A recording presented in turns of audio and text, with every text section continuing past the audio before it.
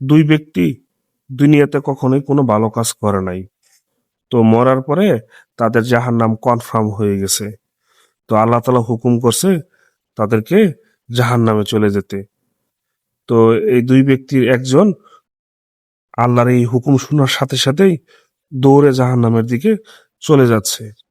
তো মহান রাব্বুল আলামিন তাকে পিছন থেকে ডাক দিছে, ডাক দিয়ে নিয়ে আসছে যে কি ব্যাপার, এই জাহান্নাম তো হলো নরকের জায়গা, সেইখানে শাস্তি আছে।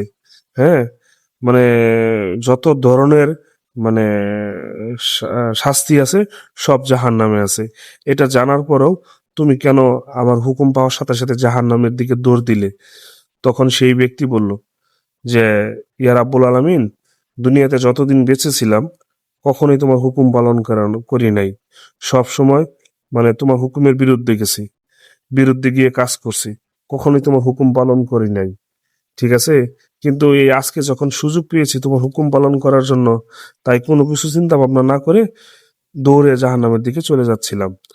তো এই শুনে মহান রাব্বুল আলামিন খুশি হয়ে গেলেন যে যাই হোক, আমার বান্দা দুনিয়াতে আমার উপরে মানে বিশ্বাস না রাখুক, আমার হুকুম পালন না করুক, কিন্তু এখন সে তো আমার উপরে বিশ্বাস আনছে, আমার হুকুম পালন করার জন্য মানে সে রীতিমতো মানে দৌড়ঝাঁপ শুরু করছে।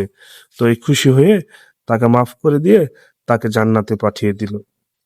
আর আরেকজন ব্যক্তি যা ছিল সে জাহান্নামের দিকে যাচ্ছে আর পিছনের দিকে মানে তাকাচ্ছে বারবার, জাহান্নামের দিকে হাঁটতেছে আর পিছন দিকে বারবার তাকাচ্ছে। তো তাকেও ডেকে আনলেন আল্লাহ মহান রাব্বুল আলামিন। তো ডেকে এনে তাকেও জিজ্ঞেস করলেন যে কি ব্যাপার, তুমি এরকম জাহান্নামের দিকে হেঁটে যাচ্ছ আর বারবার কেন পিছনের দিকে তাকাচ্ছ? তখন সেই ব্যক্তি বলল যে আমি বারবার পিছনের দিকে তাকাচ্ছি এই কারণে যে আমি তো জানি যে আমাদের মহান রাব্বুল আলামিন আমাদের আল্লাহ অত্যন্ত দয়ালু, অত্যন্ত ক্ষমাশীল। তো আমি বারবার পিছনের দিকে এই কারণে তাকাচ্ছি, সে যদি আমাকে পিছন থেকে ডেকে আমাকে ক্ষমা করে দেয়, সেজন্য আমি বারবার মানে হেঁটে যাচ্ছি আর বারবার পিছন দিকে তাকাচ্ছি, যে এই আশায় যে পিছন থেকে আমার আল্লাহ আমাকে ডেকে আমাকে ক্ষমা করে দিবেন। তো এই শুনে মহান রাব্বুল আলামিন খুশি হয়ে গেলেন। খুশি হয়ে মানে সে মনে মনে ভাবলেন যে আমার বান্দা দুনিয়াতে আমার উপর আস্থা ভরসা বিশ্বাস না রাখুক, আমার উপর ঈমান না আনুক, অন্তত মরার পরে সে আমার উপরে ঈমান আনছে। সে এটা বিশ্বাস করতে পারছে যে আমি অত্যন্ত ক্ষমাশীল এবং দয়ালু। ঠিক আছে? এবং তাকে ক্ষমা করে দিব সেই আশায় সে বারবার পিছন দিকে তাকাচ্ছে। তো সেই ব্যক্তিকে মহান রাব্বুল আলামিন সেই ব্যক্তিকে ক্ষমা করে দিলেন। ক্ষমা করে দিয়ে তাকেও জান্নাতে পাঠিয়ে দিলেন। তো মহান রাব্বুল আলামিন কখন কোন কাজে খুশি হয়ে আমাদেরকে জান্নাতে পাঠিয়ে দিবেন আ সেটা কিন্তু আমরা বলতে পারি না।